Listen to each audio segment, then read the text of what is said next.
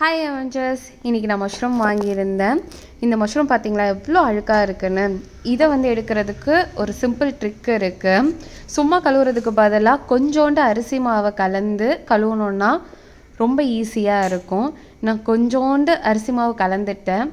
நல்லா அந்த மஷ்ரூமை எல்லா இடத்துலையும் அந்த அரிசி மாவு படுற மாதிரி நல்லா கழுவி எடுத்துக்கலாம்.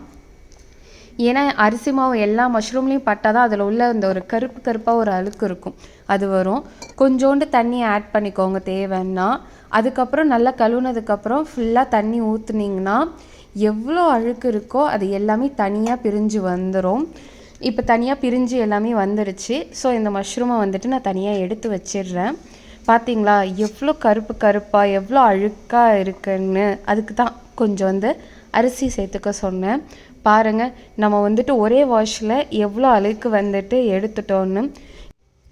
இதுக்கப்புறம் நார்மல் வாட்டர் ஊற்றி ஒரு 2-3 தடவை இது கொஞ்சம் அலசிக்கோங்க.